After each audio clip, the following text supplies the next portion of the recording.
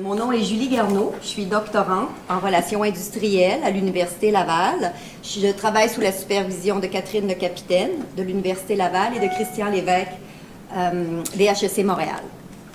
Alors, mon projet de recherche, en gros, vise à comprendre les expérimentations institutionnelles dans l'aérospatial, donc dans le secteur manufacturier de l'aérospatial, dans un contexte de l'industrie 4.0. Donc, on a pris... Translation. No, We have no translation at the moment. Sorry. Just no translation? If you want to briefly check with them. Okay. Come on, okay. Ah, OK. Should we start over with the presentation? OK. Donc, mon nom, Julie Garneau, mais rapidement, mon projet de recherche doctorale vise à comprendre les expérimentations institutionnelles qui ont lieu dans un contexte de l'industrie 4.0 dans le secteur manufacturier de l'aérospatial. Alors, ce matin, j'ai pris l'occasion de vous présenter une discussion méthodologique. Hein? On a parlé, et ça fait le lien avec ce qu'on a parlé, des capacités réflexives des acteurs. On a parlé des différentes capacités à s'ajuster.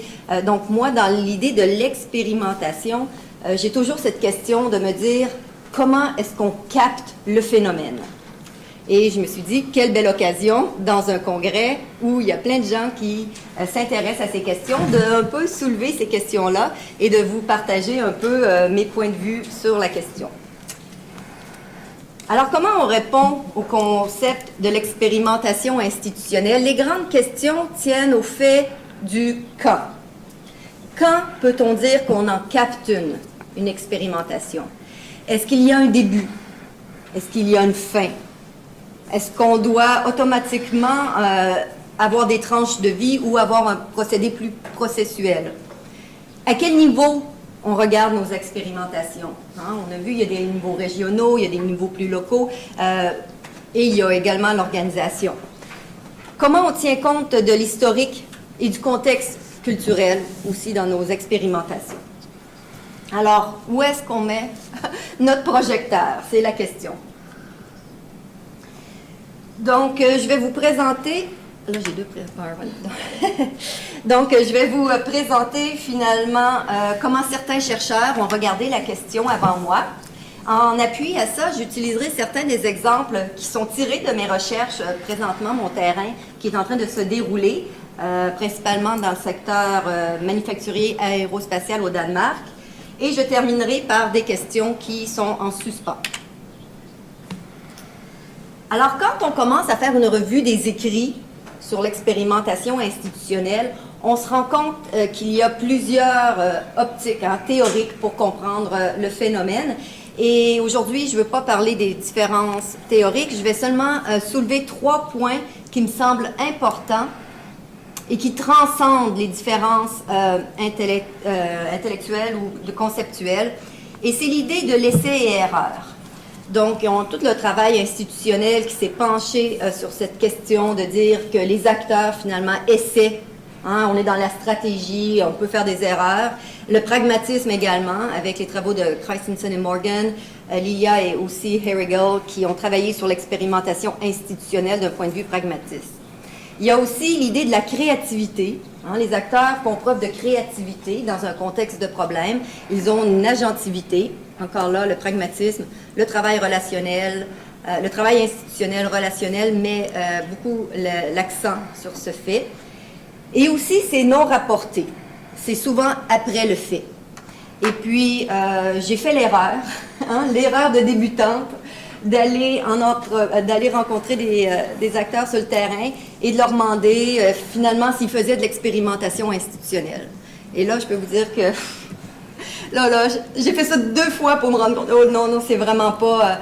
les acteurs comprennent pas notre concept. Alors, il faut vraiment prendre une autre approche, et c'est l'approche de l'enquête, vraiment qui a émergé comme étant l'approche pour aller essayer de comprendre ça. Et voilà, j'ai été influencée grandement, je dois vous dire, par les travaux de Gary Herigal et de Pirul Christensen qui m'ont vraiment mis en garde et qui ont dit, dans un genre de projet comme ça, on doit faire place à l'émergent. Et on doit résister l'idée d'imposer nos conceptualisations, surtout quand on veut comprendre le changement. Alors, étant donné que je m'intéresse à une étude de cas au Danemark et au Québec, j'ai résisté à l'idée de prendre les catégories de variété de capitalisme parce que ça m'aurait trop aligné vers l'idée des coordinations et de la libéralisation des marchés.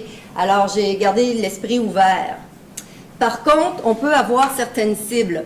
On peut regarder les conditions de l'expérimentation institutionnelle. Donc, il y a toute une littérature de Sabel, Dorff, Zetlin, qui ont regardé l'experimentalist governance. Il y a aussi les pratiques. On peut essayer de regarder les pratiques, les logiques institutionnelles. On peut regarder les discours, parce qu'il y a une forme de discours qui se crée. On peut regarder les idéologies.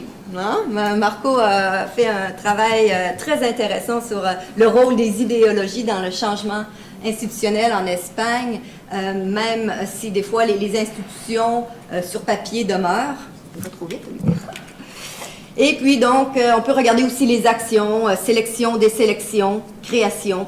Donc c'est un peu le dernier point, c'est ma cible. Alors mes recherches.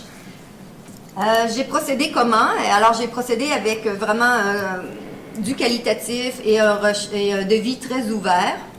Je prends 2 compagnies, une au Danemark, une au Québec. Au Québec, on est encore en pourparlers, et donc je vais me pencher sur je vais vous présenter un peu au Danemark. C'est Therma. C'est une compagnie qui fait des ailes d'avion dans le civil militaire, donc il y a un gros contrat aussi sur le F-35. Et puis, je suis tombée, dans le fond, sur leur expérimentation à travers une veille dans l'Internet, où là, j'ai vu un article de presse qui me présentait le projet. Donc, on veut faire un robot pour remplacer la production manuelle du lissage des ailes d'avion avec la fibre de carbone.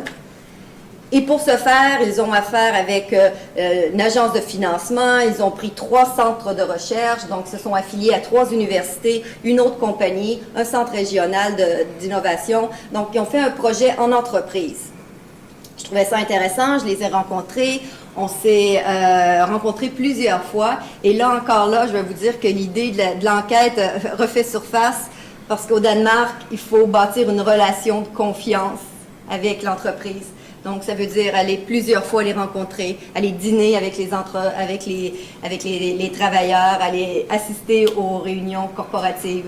Donc, ça m'a permis de collecter beaucoup d'informations avant d'en arriver un peu plus à mes questions de recherche.